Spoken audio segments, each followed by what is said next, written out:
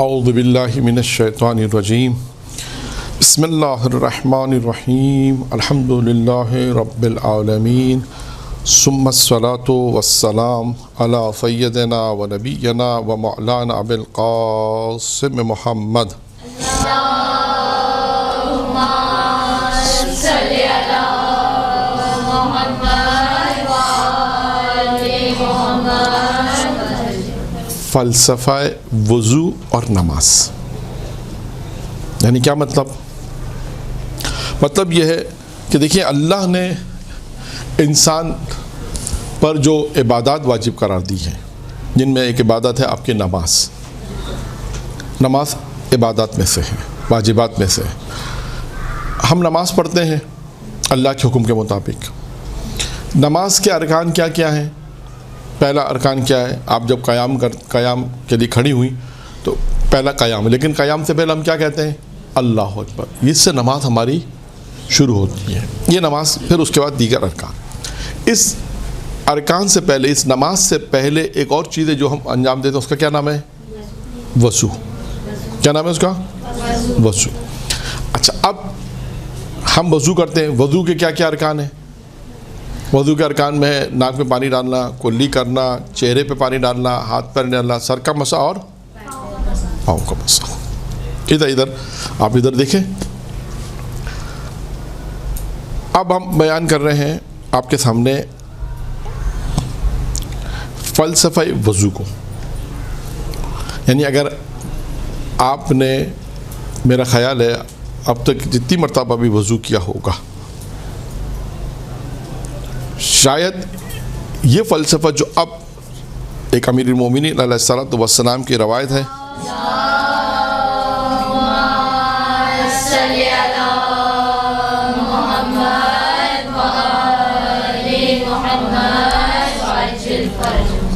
اس روایت کے مطابق مجھے نہیں معلوم کہ کبھی اس طرح وضو کیا ہوگا۔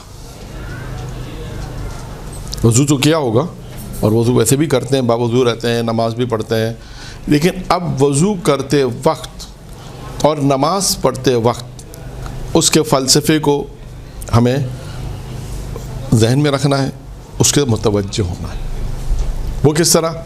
جیسے میں نے آپ کے سامنے بیان کیا، آپ نے وضو شروع کیا، آپ نے ہاتھ دھوئے، کلی کی، ناک میں پانی ڈالا، مثلا آپ کو نہیں معلوم کہ یہ اس کا پیچھے یہ یعنی ہاتھ اگر دھونا ہے، ناک میں پانی ڈالنا ہے، تو دعا الگ ہے، اس کی دعا بھی ہے نا، اس کی وہ الگ ہے۔ اب آپ نے جب ناک میں پانی ڈالنا ہے تو کیا تصور کرنا ہے؟ چہرے پہ پانی ڈالنا ہے تو کیا تصور کرنا ہے؟ ہاتھ پہ پانی ڈالنا ہے تو کیا تصور کرتے ہوئے ہاتھ پہ پانی ڈالنا ہے؟ ان تمام چیزوں کو مد نظر رکھتے ہوئے انسان وضو کرے گا۔ پھر آپ دیکھیں اس کے وضو میں معرفت کتنی پیدا ہوگی۔ جو لوگ سوال پوچھتے ہیں نا، مولانا معرفت کیسے پیدا ہو؟ یہ ہے معرفت۔ نماز کی معرفت آئے گی آج کہ آپ نے کہا اللہ اکبر، کیا معنی ہے اس کا؟ اللہ سب سے بڑا ہے، یہ تو صحیح ہے، یہ معنی ہے، لیکن اس کے پیچھے امیر المومنین نے، یہ بھی امیر المومنین کی روایت ہے نماز کی بھی، کہ اس سے کیا مراد ہے؟ یعنی اگر ہم اللہ اکبر کہیں تو اس سے تصور کیا آنا چاہیے ہمارے دل؟ ہم قیام میں ہیں تو کیا تصور ہے؟ رکوع میں ہے تو کیا تصور ہے؟ یہ تمام تصورات جو ہے وہ آج بیان ہوں گے، وضو کے بھی اور نماز کے بھی، ٹھیک ہے؟ اب آئیے وضو۔ یہ روایت بھی امیر المومنین کے، میں نے عرض کیا کہ امیر المومنین کی روایت ہے کہ امیر المومنین نے جب پانی منگوایا، ایک برتن میں پانی منگوایا، حضرت علی نے اپنے دائیں ہاتھ سے بائیں ہاتھ میں پانی ڈالا اور فرمایا، جیسے ہم نے سیدھے ہاتھ سے لے کے الٹے ہاتھ میں پانی ڈالتے ہیں نا، سیدھے ہاتھ سے دائیں ہاتھ سے بائیں ہاتھ سے پانی ڈالا اور فرمایا، شکر ہے اس خدا کا جس نے پانی کو پاک کرنے والا اور اس کو نجیس نہیں بنایا۔ یعنی سب سے پہلا فلسفہ کیا ہوا؟ ہاتھ، جب آپ ہاتھ دھو رہے ہیں، فلسفہ ہاتھ دھونے کا نا، پانی آپ نے لے کے سیدھے ہاتھ سے الٹے ہاتھ پہ ڈالا، ہم نے ہاتھ دھوئے، تو اس وقت انسان کیا سوچے گا، کیا تصور کرے؟ کہ خدا امیر فرماتے ہیں تصور یہ کرے، یہ وضو شروع کرتے ہوئے یہ تصور کرے کہ پروردگارہ تیرا شکر ہے کہ تو نے پانی کو پاک بنایا، نجیس نہیں بنایا۔ یہ تصور کرنا ہے۔ نمبر 2، جب آپ کلی کریں تو کیا فرمایا حضرت علی نے؟ جب کہا کلی کرو تو کیا تصور ہونا چاہیے؟ کیا فرمایا خداوندہ میری زبان اپنے ذکر سے کھول دے اور مجھے ان لوگوں میں سے قرار دے جن سے تو خوش کبھی آپ نے سوچا کہ جب پانی کو ہم نے ہاتھ لگایا ہاتھ دھونے کے لیے، کبھی خیال کیا ہو کہ پروردگارہ تیرا شکر ہے کہ تو نے اس پانی کو پاک بنایا، نجس نہیں بنایا؟ پھر اس کے بعد جب کہا ناک میں پانی ڈالو تو کہا پروردگارہ فرمایا میری جب آپ کلی کریں تو فرمایا میری زبان کو اپنے ذکر سے کھول دے اور مجھے ان لوگوں میں شمار قرار دے جس سے تو خوش ہوتا ہے۔ انسان کلی کرتے ہوئے یہ تصور رکھے، اور یہ روایت ہے، اس کتاب کا نام ہے 1001 حدیث، کتاب کا نام ہے 1001 حدیث حضرت علی کی شان میں، جامع تعلیمات والوں نے چھاپی ہے۔ ٹھیک ہے، کلی کرتے ہوئے آپ نے یہ تصور کرنا۔ اب آگے چلتے ہیں، پھر اس کے بعد ناک میں پانی ڈالنا ہے۔ جب ناک میں پانی ڈالیں تو کیا فرمایا؟ الہی کا خدایا بہشت کی خوشبو کو مجھ پہ حرام قرار نہ دے، خدایا بہشت کی خوشبو کو مجھ پہ حرام نہ کر اور مجھے ان لوگوں میں قرار دے جو اس کی خوشبو اور پھولوں سے معطر ہوں گے۔ دیکھا آپ نے ہاتھ دھونے کا فلسفہ، کلی کرنے کا فلسفہ، اور اس کے بعد ناک میں پانی ڈالے۔ جب انسان ناک میں پانی ڈالے تو یہ تصور کرے کہ پروردگارہ جہنم کی خوشبو کو مجھ پہ حرام نہ کر، بلکہ فرمایا کہ مجھے ان لوگوں میں قرار دے جو اس کی خوشبو اور پھولوں سے معطر ہوتے ہیں، ان لوگوں میں قرار دے جو اس کی خوشبو کو محسوس کرتے ہیں، ان لوگوں میں مجھے قرار دے۔ اس کے بعد فرمایا، اس کے بعد چہرے پہ جب پانی ڈالیں، اب چہرے پہ بات آ گئی، جب آپ چہرے پہ پانی ڈالیں تو کیا تصور ہوگا؟ جب چہرے پہ پانی ڈالیں فرمایا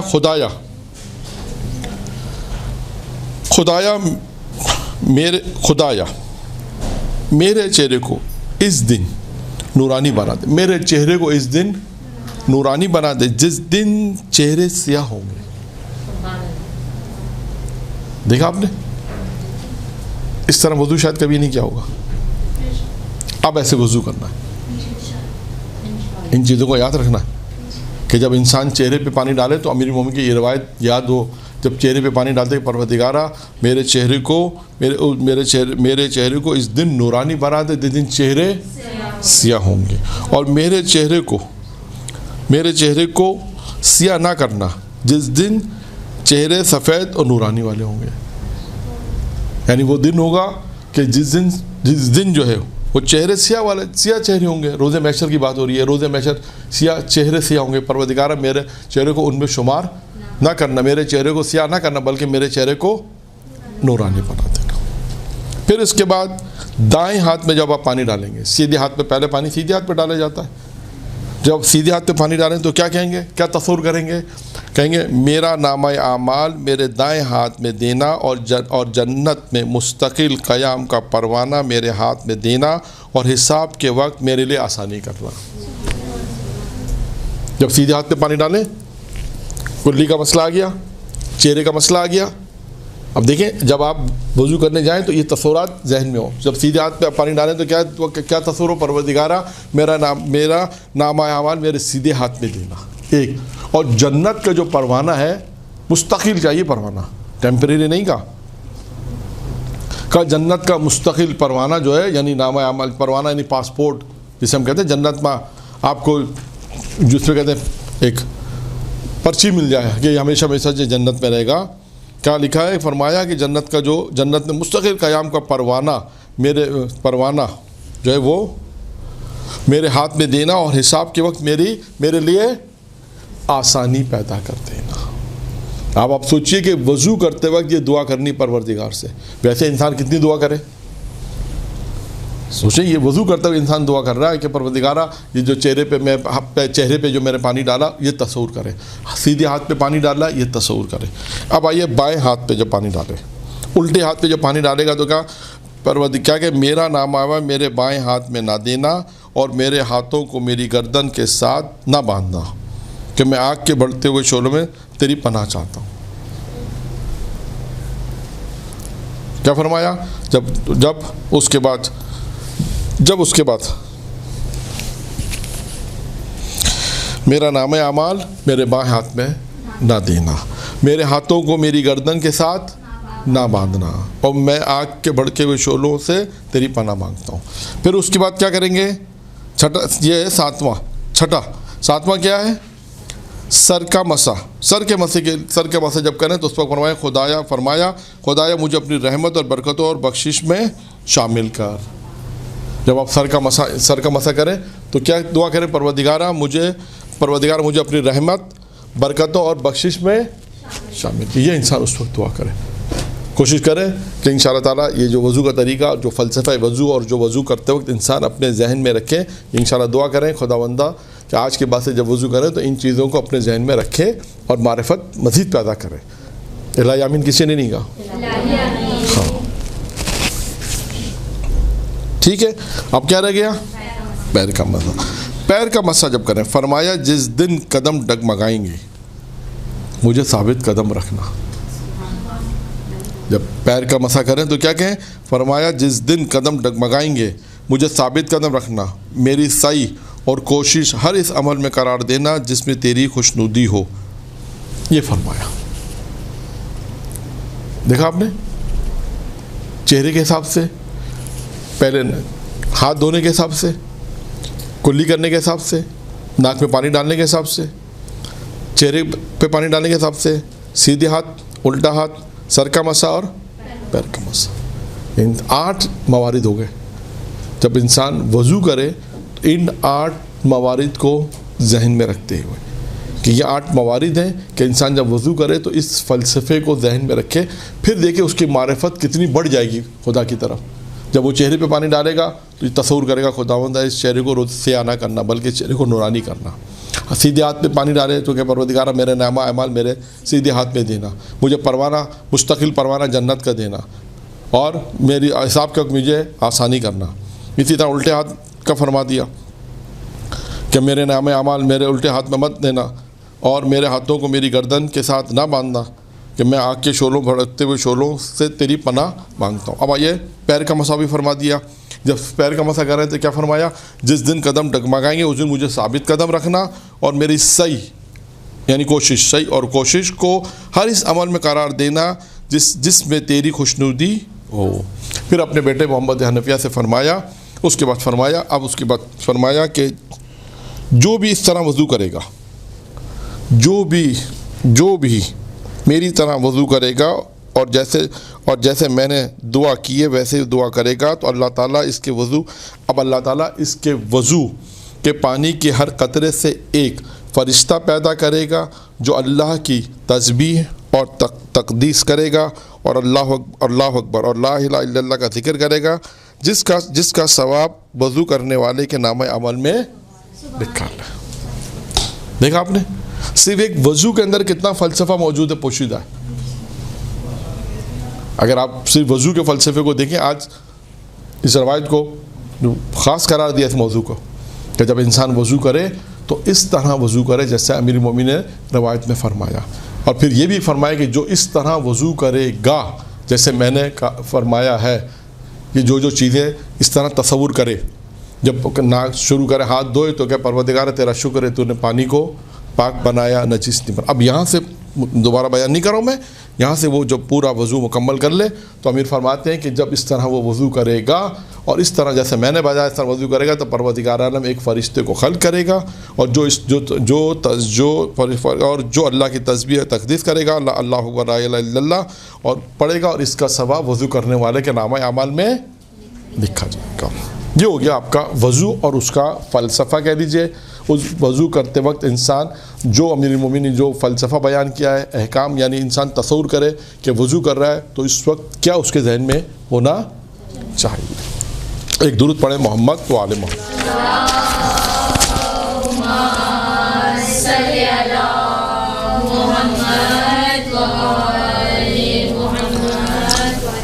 اب آ جاتے ہیں نماز کی طرف۔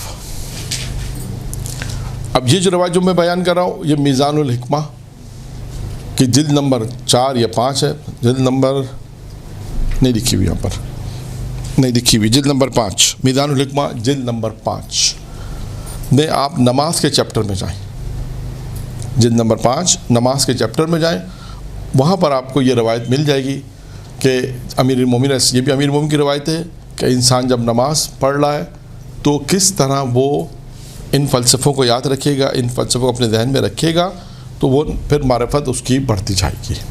ٹھیک ہے. یہ بھی حضرت علیہ السلام نے فرمایا جب اللہ اکبر کرو تو اب اللہ اکبر سے نماز شروع ہوتی ہے. جب اللہ اکبر تکبیرت ایسے کیا کہتے ہیں، تکبیرت الاحرام. پہلا اللہ اکبر کو کیا کہتے ہیں، تکبیرت الاحرام. جب پہلا اللہ اکبر کہیں تو پھر کیا کہیں، اس کا تصور کیا کہ یاد رکھو، یعنی یاد رکھے کہ اللہ تعالیٰ اس سے بالا تر ہے. کس چیز سے بالا تر ہے؟ کہ حواس خمسہ اس میں حلول کر جائیں. حلول کر جائیں یعنی داخل ہو جائیں، اس سے بالا تر ہے. یعنی یوں سمجھیے کہ حواس خمسہ کسے کہتے ہیں؟ حواس خمسہ مشہور ہے یا نہیں ہے؟ کسے کہتے ہیں حواس خمسہ، کسے کہتے ہیں؟ ہاں آگے بولے. سننا بولنا نہیں، اسے یوں کہتے ہیں کہ لمس، ہاتھ سے لمس کرنا، کان سے سننا، ناک سے سونگھنا، زبان سے چکھنا، اور کیا ہو گیا، آنکھ سے دیکھنا. جو 5 چیزیں ہیں یہ کہلاتے ہیں حواس خمسہ کہلاتے ہیں. اب یہاں پر ایک واقعہ سنانا ضروری سمجھتا ہوں تاکہ یہ جو بات ہے میری ممی کی بات بالکل واضح ہو جائے گی کہ اللہ امیر فرماتا آپ نے کہا اللہ اکبر، اس سے کیا مراد ہے؟ جب یہ آپ نے کہا اللہ اکبر تو اس سے مراد ہے کہ یا تکبیرۃ الاحرام جب آپ نے کہا اس کا تصور کیا کرنا ہے؟ اس کا تصور یہ ہے کہ اللہ جو ہے وہ حواس خمسہ سے بالا تر، اس میں حلول نہیں کر جاتا. یعنی آپ کا اللہ جو ہے وہ نہ آنکھ سے دیکھا جا سکتا ہے، نہ کان سے سنا جا سکتا، اس سے بالا تر، اس میں ان حواس خمسہ میں نہیں آتا، اس سے بھی بالا تر ہے. اب آئیے اس کا بالکل اسی سے سیم اس سے ایک تاریخ میں واقعہ ہے، شاید پہلے بھی بیان کیا ہو لیکن دوبارہ بیان کرتا ہوں کہ ایک ملک تھا جس میں مسلمانوں کی تعداد بہت کم تھی. وہاں کا بادشاہ جو تھا وہ مسلمان نہیں تھا. اس نے مسلمانوں کو بلایا اور مسلمانوں سے بلا کے کہا کہ تمہارا خدا، تم اپنے خدا کو ثابت کرو حواس خمسہ سے. یہ حواس خمسہ جو بھی میں نے آپ کو بتایا، کہا تمہارا خدا اگر حواس خمسہ سے ثابت تم لوگ نہیں کر سکے تو تم کو جلا وطن کر دیں گے، شہر سے نکال دیں گے. اب یہ سارے مسلمان پریشان ہو گئے کہ ہمارا خدا نہ آنکھ سے دیکھا جا سکتا ہے، نہ ہاتھ سے ہم لمس کر سکتے ہیں، نہ کان سے سن سکتے ہیں. خدا تو ایسا نہیں کہ کان سے سن کے بتائیں یہ خدا، یا ناک سے سونگھ کے بتائیں، یا زبان سے چکھ کے بتائیں. اس سے تو ہمارا خدا بالا تر ہے. اب کیا کریں، اس کو کیسے سمجھائیں؟ سب پریشان ہو گئے کہ حواس کا، اس نے کہا کہ خدا ہے تو تم حواس اب بتاؤ اپنے خدا کو. اب یہ لوگ مسلمان سارے پریشان ہو گئے کیا کریں. جب مسلمان پریشان ہو تو ان مسلمانوں میں ایک نوجوان بھی تھا. اس نے کہا جب بادشاہ کے پاس جانا فیصلہ کے لیے تم اپنے طور سے فیصلے کر لو، جب بادشاہ کے پاس جانا تو مجھے بھی ساتھ لے جانا، پھر انشاءاللہ دیکھتے ہیں. خیر بہرحال جب وقت آیا تو وہ لوگ بادشاہ کے پاس گئے، اس نوجوان کو بھی ساتھ لے کے. بادشاہ نے کہا کہ بھائی تمہارے احباب اسباب دوست وغیرہ یہ جو مسلمان ہیں ان سے سوال کیا تھا، انہوں نے اس کا جواب لے کر آئے. تو اس نے کہا بادشاہ نے کہا دیکھیں حضور ایک کام یہ ہے کہ آپ یہ تو جواب دے دیں گے جو انہیں جواب دینا ہے، اب میرے ایک سوال کا جواب دے دیں تو پھر میں ایک سوال آپ سے پوچھنا چاہتا ہوں. کہا ٹھیک ہے پوچھو. کہا مجھے بہت چھوٹا سوال ہے، کوئی لمبا چوڑا سوال نہیں پوچھ رہا ہوں، میں صرف یہ پوچھنا چاہتا ہوں کہ آپ یہ بتائیے یہ گیند میرے ہاتھ میں ہے فٹ بال، آپ یہ بتائیے کہ اس میں ہلکی کون سی ہے، اس میں وزنی کون سی ہے، بس مجھے یہ بتا دیجیے. 2 فٹ بال تھیں، کہا ایک آپ کے ہاتھ پہ رکھی، بادشاہ نے کہا یہ وزنی ہے، ہیوی ہے، کہا ٹھیک ہے. دوسری رکھی، کہا یہ ہلکی ہے. اب اس نے بادشاہ سے سوال پوچھا کہ یہ بتائیے کہ آپ نے حواس خمسہ میں سے کون سی صفت کو دیکھ کر یہ بتایا یہ ہلکی ہے اور یہ وزنی. اب آپ بتائیے. اب آپ نے دیکھ کے تو نہیں بتایا کہ بھائی یہ وزنی ہے، یہ ہلکی، دیکھ کے بھی نہیں بتایا، ہاتھ لمس سے بھی نہیں بتایا، نہ سون کے بتایا، نہ چک کے بتایا، نہ کان سے سن کے بتایا. آپ نے کون سی طاقت استعمال کی؟ یہ میرے الفاظ ہیں. آپ نے حواس خمسہ میں سے کون سی چیز استعمال کی؟ تو بادشاہ نے کہا کہ حواس خمسہ میں سے میں نے اس میں کوئی چیز استعمال کی، بلکہ میں نے اپنی عقل سے بتایا کہ یہ ہلکی ہے اور یہ وزنی ہے. اس نے جواب دیا، بادشاہ سے کہا بس ہمارا خدا بھی عقل سے ثابت ہوتا، حواس خمسہ سے ثابت نہیں ہوتا. یہ اس نے ایک جواب دیا بادشاہ کو. تو یہاں پر بھی یہ روایت اس لیے میں نے بیان کی، یہ میں کسی نے مجھے یہ روایت اہل ممبر سے میں نے سنی تھی، ممبر سے بھی، اور لوگوں نے بھی اس کو بیان کی، اس واقعے کو بھی بیان کیا کہ اب امیر المومنین کا تکبیرۃ احرام جب انسان کہتا ہے تو یاد رکھے کیا یاد رکھے اللہ تعالیٰ اس سے بالا تر ہے کہ اس حواس خمسہ میں حلول نہیں کرتا، اس سے بالا تر ہے. ایک یہ ہو گیا فلسفہ کس کا؟ اللہ اکبر کا، یعنی قیام. رکوع کا فلسفہ کیا ہے؟ خود گویا رکوع میں امام فرماتے ہیں کہ گویا آپ کیا کہہ رہے ہیں، یعنی گویا آپ رکوع میں یہ کہہ رہے ہیں، امام فرماتے ہیں کہ میں تجھ پر ایمان لایا خواہ میری گردن اڑ جائے. یعنی گردن آپ رکوع میں جھکا دیتے ہیں نا، تو آپ کیا کہہ رہے ہیں خدا سے؟ پروردگارہ، یہ رکوع کا فلسفہ ہے کہ میں تجھ پہ ایمان لایا ہوں چاہے میری گردن کر جائے. یہ رکوع کا فلسفہ ہے. رکوع سے سر اٹھانے کا مقصد، آپ نے کہا سمیع اللہ لمن حمدہ، اس کا کیا مقصد ہے؟ وہ خدا ہے کہ جس نے مجھے عدم سے وجود کی دولت عطا فرمائی. جب میں نہیں تھا اللہ نے مجھے کیا کیا؟ وجود بخشا، پیدا کیا. اب سمجھ میں آیا؟ آپ نے کہا رکوع سے اٹھیں سمیع اللہ لمن حمدہ، کیا فلسفہ ہوا؟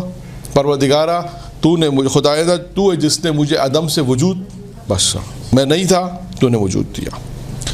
پہلے سجدے کی تعبیر. اس کے بعد آپ کیا کرتے ہیں؟ ہم لوگ کیا کرتے ہیں اس کے بعد؟ سجدے میں جاتے ہیں. پہلے سجدے میں جب سر رکھو تو کیا کہو؟ اب آپ خدا سے کہیں سر رکھو اور خدا سے گویا ہم یہ کہہ رہے ہیں خدا تو نے اسی مٹی سے یعنی اسی زمین سے تو نے مجھے خلق کیا ہے. جب پہلے سجدے میں گئے آپ نے کیا کہا؟ آپ کو ذہن میں کیا؟ نماز تو پڑھ لیں، لیکن کیا فلسفہ ہے کہ پروردگارہ تو نے اسی مٹی سے مجھے خلق کیا ہے. پھر آپ کھڑے ہو کے کہتے ہیں استغفر اللہ ربی واتوب الیہ. دوسرے سجدے سے پہلے تو نے مجھے اسی زمین سے نکالا ہے. دوسرے سجدے کا فلسفہ کیا ہے؟ تو مجھے دوبارہ اسی زمین میں بھیجے گا، تو دوبارہ مجھے اسی زمین میں بھیجے گا. یہ دوسرے سجدے کا فلسفہ.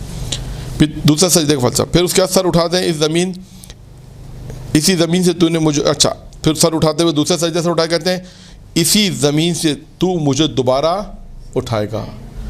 روز محشر میں کیا ہوگا؟ کہاں سے اٹھے گا انسان؟ اپنی قبروں سے اٹھیں گے نا. اب آپ نے دیکھا پہلا سجدہ اس کا فلسفہ استغفر اللہ، اس کا. دوسرے سجدے میں گئے اس کا فلسفہ. پھر کھڑے ہوئے اس کا فلسفہ سر اٹھاتے وقت. پھر اس کے بعد جب ہم بیٹھتے ہیں، جب ہم بائیں طرف بیٹھتے ہیں یعنی دائیں پاؤں کو بائیں پاؤں پہ رکھتے ہیں، تو اب گویا خدا سے یہ کہہ رہے ہیں کہ خدا میں نے حق کو قائم کیا ہے اور باطل کو ہلاک کر دیا. جیسے ہم خاص تشہد کے لیے بیٹھتے ہیں، جس طرح ہم خاص طریقے سے بیٹھتے ہیں، اس بیٹھنے کا اشارہ ہے کہ جب ہم بائیں طرف بیٹھتے ہیں اور دائیں پاؤں کو بائیں پاؤں پہ رکھتے ہیں. تو اس کا کیا فلسفہ ہوا؟ پروردگار ہم خدا سے یہ کہہ رہے ہیں خداوندہ میں نے حق کو قائم کیا ہے اور باطل کو ہلاک کر دیا. یہ اس کا. اب آئیے تشہد کی تعبیر. جو ہم تشہد پڑھتے ہیں اس کی تشہد جو ہم پڑھتے ہیں، ہم کیا کہہ رہے تھے؟ خدا سے کہتے ہیں اے خدا، یعنی تو ہم ایمان کی گویا تجدید کر رہے ہیں. تو ہم ایمان کی تجدید کر رہے ہیں، یعنی اسلام کو دہرا رہے ہیں، اور موت کے بعد دوبارہ یعنی دوبارہ اٹھنے کا اقرار کر رہے ہیں. یعنی کیا کہہ رہے ہیں؟ یعنی تشہد کی تعویل کیا؟ جب ہم بیٹھ کے تشہد پڑھتے ہیں اشہد ان لا الہ الا اللہ، جب تشہد پڑھتے ہیں تو اس کی تعویل کیا ہے کہ گویا ہم ایمان کی تجدید کر رہے ہیں، تجدید ایمان، اور اسلام کو دہرا رہے ہیں، اسلام کی تکرار کر رہے ہیں، دہرا رہے ہیں، اور موت کے بعد دوبارہ اٹھنے کا اقرار کر رہے ہیں کہ تم گویا ہمیں موت کے دوبارہ تو ہمیں اٹھائے گا. ٹھیک ہے، بات واضح ہو گئی. سلام، اور اس کے بعد جب ہم سلام پڑھتے ہیں، ہاں سلام میں اول اور دوم، کیونکہ سلام میں آخر کا بھی فلسفہ ہے. ہاں سلام میں اول اور دوم. جب پہلا سلام پڑھنے کی تعویل یہ کہ ہم کہتے ہیں پروردگارہ کہ خداوندہ تیری بزرگی ہے، تیری بزرگی کو بیان کر رہے ہیں، اور ظالم اور ملحد لوگ جو بھی باتیں اس کے بارے میں بیان کرتے ہیں اس سے خدا کو بلند اور بالا مانتے ہیں. یعنی اب ہم جو پہلا اور دوسرا سلام پڑھتے ہیں اس کی تعویل کیا ہے؟ اس کی تعویل یہ ہے کہ ہم کہتے ہیں خداوند عالم تو بالا، بزرگ اور بالا ہے. پھر اس کے بعد کہتے ہیں یعنی یہ ہم گویا بیان کر رہے ہیں. پھر کہتے ہیں خدا ظالم اور ملحد لوگ، جو ظالم لوگ ہیں، جو ملحد لوگ ہیں، جو خدا کو نہیں مانتے، ملحد جو خدا کو نہیں مانتے اور جو خدا کے متعلق باتیں کرتے ہیں، ہم کہتے ہیں خدا ان سے بالا تر ہے. وہ جو خدا کے متعلق جو بھی ان کا عقیدہ ہے، ہم کہتے ہیں وہ جو خدا کے متعلق باتیں کرتے ہیں خدا ان سے بالا تر ہے. یہ ہو گیا پہلے 2 سلام کا فلسفہ. اب آئیے آخری سلام. اس کی تعویل یہ کہ تم خدا سے رحم کی درخواست کر رہے ہو. ہم خدا سے آخری سلام السلام علیکم ورحمۃ اللہ وبرکاتہ. اس کی تعویل یہ کہ تم خدا سے رحم کی درخواست کرتے ہو اور اس کے معنی یہ ہوتے ہیں کہ نماز تمہارے لیے قیامت تک کے لیے امان ہے. یہ گویا ہم جو نماز آخری ختم ہوگی نا نماز سلام کا نماز ختم. امام فرماتے ہیں یہ جو آخری سلام ہے اس کا کیا فلسفہ ہے کہ ایک تو یہ کہ تم خدا سے رحم کی درخواست کرو پروردگارہ ہم پر رحم فرما. ایک دوسرا اس کے معنی یہ ہوتے ہیں کہ تمہارے نماز تمہارے لیے قیامت تک کے لیے امان ہے. یعنی یہ امن میں ہے. یعنی یہ نماز تمہارے لیے امن کا باعث بنے گی جو تم نے نماز پڑھی ہے. اس کے بعد آخر میں امام نے فرمایا وہی جب وہاں پہ وضو کرنے کے بعد کیا فرمایا تھا امام نے ایک فلسفہ دیا تھا کہ جس طرح میں نے وضو کیا ہے اس طرح اگر کوئی وضو کرے گا تو اس کی مت پروردگار ایک فرشتے کو خلق کرے گا اور وہ جو عبادت کرے گا اللہ اکبر کہے گا لا الہ الا اللہ کہے گا خدا کی تسبیح کرے گا تحلیل کرے گا اس کا ثواب کس کو ملے گا وضو کرنے والے. اب یہاں پر بھی اس کے بعد امیر فرماتے ہیں یعنی اگر یہ فلسفہ پورا فلسفہ جو نماز کا بھی ہم نے بیان کیا اللہ اکبر سے لے کے آخری سلام تک جو بیان کیا امیر فرماتے ہیں اس کے بعد امیر مومنین نے فرمایا جو شخص اپنی نماز کی اس قسم کی تعویل کو نہیں سمجھتا تو اس کی نماز ناقص ہے. قیام کا وہی ہے کہ اللہ اکبر وہی ہے قیام اللہ اکبر کا فلسفہ وہی قیام کا ہی ہے.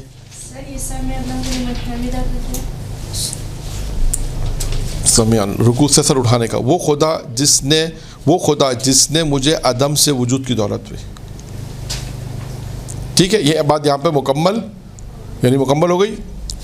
وضو کا فلسفہ آ گیا اور نماز کا کہ انسان جب نماز پڑھے تو اس وقت اس طرح کی تعویلات اس کے ذہن میں ہو. اب آتے ہیں نمازیوں کی خوبی کچھ بیان کر دیتے ہیں کہ نمازیوں کی جو خوبی ہے یہ بھی روایت میدان الحکمت جلد نمبر 5 صفحہ نمبر 660 نمازیوں کی خوبیاں بیان کرتے ہیں.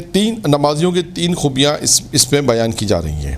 نمبر 1 ہے جب نماز پڑھنے والا نماز کے لیے کھڑا ہوتا ہے تو اس کے سر پر آسمان سے نیکیاں نچھاور ہونا شروع ہو جاتی ہیں. 1 2 اس نمازی کے پیر سے آسمان تک اس کو فرشتے گھیر لیتے ہیں. 3 اسے ایک فرشتہ ندا دیتا ہے اے نماز اگر تجھے معلوم ہو جائے کہ تیری اس مناجات کہ کس قدر فوائد اور اجر و ثواب ہے تو کبھی نماز سے باہر ہی نہ آئے گا. 3 فوائد نمازیوں کے.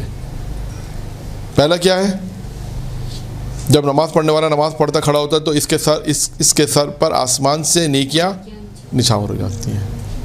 2 پیر سے آسمان تک اس کو فرشتے گھیر لیتے ہیں. تیسرا دیکھیں کتنا ہے کہ اس سے ایک فرشتہ ندا دیتا ہے اے نماز تجھے اگر یہ معلوم ہو جائے کہ تیری اس مناجات کے کس قدر فوائد اور ثواب و اجر ہے تو کبھی بھی نماز سے باہر نہیں آئے گا. تو کہا کہ پروردگار میں نماز ہی پڑھتا رہوں اللہ نے اس کو اتنا اجر و ثواب اس نماز میں رکھا. اگر اس کو پتہ چل جائے کہ یہ نماز جو میں پڑھ رہا ہوں اس کا ثواب اتنا اجر و ثواب ہے اس کی قدر یہ اس کی منزلت یہ اس کا مقام یہ ہے تو وہ نماز سے کبھی باہر ہی نہیں آئے گا. کہے گا بس میں نماز ہی پڑھتا رہوں. پھر اس کے بعد یہاں پر ایک اور روایت بھی ہے یہ بھی روایت میدان کی روایت ہے. انہوں نے دونوں روایتیں بہار کے حوالے سے لکھی ہیں. 5 وقت کی نماز کی پابندی اختیار کرو. معصوم فرماتے ہیں کیونکہ قیامت کے دن اللہ تعالیٰ بندے کو جب بلائے گا اور اس سے سب سے پہلا سوال نماز کے بارے میں کرے گا. اگر پوری نمازیں پڑھی ہوں گی اور جواب مثبت میں ہوگا تو بہتر ہے تو ٹھیک ہے حالات بہتر ہو جائیں گے. مثبت میں جواب ہوا نمازیں پڑھی تو بہتر اور ورنہ اسے جہنم میں دھکیل دیا جائے گا. یہ نمازیوں کی فضیلت کے متعلق ایک اور روایت. آئیے ایک اور دو روایتیں کہ نمازیوں دیکھیں نماز کی کتنی فضیلت بیان کی جا رہی ہے نماز کے کتنے فوائد بیان کیے جا رہے ہیں. تاکہ ہم نے 3 موضوع رکھے تھے آج کے درس میں 3 موضوع. فلسفہ احکام وضو کہ اگر انسان وضو کرے تو کیا. پھر دوسرا نماز تیسرا، نماز پڑھنے والے کی فضیلت اور نماز پڑھنے والے کی جو خوبیاں ہیں وہ بھی انسان کو پتہ ہوں، کیونکہ اب وقت نہیں ہے، ورنہ نماز نہ پڑھنے والے کے نقصانات بھی بیان کیے گئے۔ 15 نقصانات بیان کیے گئے ایک مقام پر، 3 دنیا کے ہیں، 3 قبر کے ہیں، 3 محشر کے ہیں، اس طرح 3 کر کے 5 مقامات کے 15 نقصانات بیان کیے گئے۔ جی دیکھیں گے جب کبھی ہوگی دوبارہ کلاس ہوگی تو پھر دیکھیں گے کون سا موضوع رکھتے ہیں۔ ابھی تو قیامت کے دن ایک اور روایت، قیامت کے دن سب سے پہلے بندے کے نامہ اعمال پہ نگاہ کی جائے گی، اگر اس میں نماز قبول ہوگی تو دوسرے اعمال کو دیکھا جائے گا، اگر نماز قبول نہ ہوئی تو دوسرے اعمال کو بھی نظر انداز کر دیا جائے گا۔ یعنی پہلی نماز اگر نماز ہے، اور نماز وہ نماز جو قبول والی نماز ہے، لکھا ہے کہ وہ نماز اگر قبول ہوئی، وہ نماز نامہ اعمال بندے کے پہلے بندے کے نامہ اعمال کو دیکھا جائے گا، اور اس نامہ اعمال میں بندے کے نامہ اعمال کو دیکھا جائے گا، اور اس کے نامہ اعمال میں نماز ہے، اگر اس کی نماز قبول ہے تو دوسرے اعمال کو دیکھا جائے گا، اگر نماز قبول نہ ہوئی تو دوسرے اعمال کو بھی نظر انداز کر دیا جائے گا۔ ایک اور روایت، یہ بھی روایت پیغمبر سے، حضرت محمد مصطفیٰ صلی اللہ علیہ وآلہ وسلم سے، صلی علی محمد وآل محمد، فرمایا کہ پیغمبر نے فرمایا یقیناً دین کا ستون نماز ہے، اور نماز ہی ایسی چیز ہے جو فرزند آدم کے نامہ اعمال میں سب سے پہلے دیکھا جائے گا، اگر نماز صحیح ہوگی تو دیگر اعمال کو بھی دیکھا جائے گا، اگر نماز صحیح نہیں ہو تو دوسرے عمل کو بھی نظر انداز کر دیا، نہیں دیکھا جائے گا۔ یہ حدیث بھی وہی حدیث ہے جو اوپر پڑھی پیغمبر اسلام کی۔ قیامت کے دن آپ سے اس سے پتہ چلتا ہے کہ انسان کی نماز کی اہمیت کتنی ہے، نماز کی فضیلت کتنی ہے، اور اسی طرح آپ ایک موضوع بنا سکتی ہیں، اسی کتاب میدان الحکمہ کو خوب مطالعہ کریں، جلد نمبر میں نے بتا دیا، موضوع بنائیں، خود بعض اوقات تو بنے ہوئے موضوع بھی ہیں، ورنہ آپ نماز قرآن کی نگاہ میں آیت، مختلف آیات کو لیں، موضوع بنائیں نماز کی اہمیت قرآن کی نگاہ میں، نماز کی فضیلت معصومین کی نگاہ میں، پھر نماز کے فوائد قرآن کی نگاہ میں، نماز کے فوائد معصومین کی نگاہ میں، ان فوائد کو بیان کریں کہ بھئی اگر نماز پڑھنے والے کے فوائد بعض روایتوں میں تو انہوں نے لکھ دیے ہیں، اگر کہیں پہ نہیں لکھے آپ ان 10 12 15 روایتوں کو جمع کریں، آپ 20 25 فوائد آرام سے آپ کو مل جائیں گے اسے۔ سر یہ جو نماز نہ پڑھنے کے نقصانات ہیں یہ کس کتاب میں ملیں گے؟ یہ مولانا علی افضل قمی صاحب کی کتاب ہے، اب کتاب شاید انسان ساز واقعات، غالباً انسان ساز واقعات ان کی کتاب ہے، انسان ساز واقعات 3 جلدی کتاب ہے، اس کے اندر غالباً آپ کو یہ مل جائیں گے۔ انہوں نے اپنی کسی کتاب میں لکھا ہے، اور بھی بہت سے لوگوں نے بھی اس کو لکھا ہے کہ انسان کے نماز نہ پڑھنے کے جو نقصانات بیان کیے گئے ہیں وہ آپ کو ان کی کتاب میں مل جائیں گے، یا دوسرے غالباً اور فارسی کتاب میں تو بہت دیکھا میں نے، یہاں پہ بھی آپ کو شاید غالباً ہدیۃ الشیعہ میں بھی آپ کو یہ ڈھونڈنا پڑے گا، تھوڑا کتاب کا نام ہے ہدیۃ الشیعہ، وہاں پر بھی یہ آپ کو موضوع میں دیکھنا پڑے گا یہ کہاں پر ہوگا، کیونکہ کتاب 300-400 صفحے کی کتاب ہے، 300 صفحوں کی، بہرحال کہیں نماز کا جو موضوع، کیونکہ یہ ہدیۃ الشیعہ وہ عددی ہے، 2 3 4 5 اس طرح عددی اس میں حدیث ہیں۔ اب یہ دیکھنا پڑے گا کہ اس میں نماز نہ پڑھنے کے جو ہو سکتا ہے 3 میں مل جائے، کیونکہ 3 چیزیں ہیں، تو آپ 3 میں اگر تلاش کریں گی تو ہو سکتا ہے وہاں پر آپ کو یہ مل جائے کہ نماز نہ پڑھنے کے جو نقصانات ہیں، پھر انہوں نے الگ کس طرح پیغمبر کی وہاں پہ روایت کو نقل کیا ہے۔ وآخر دعوانا الحمدللہ رب العالمین۔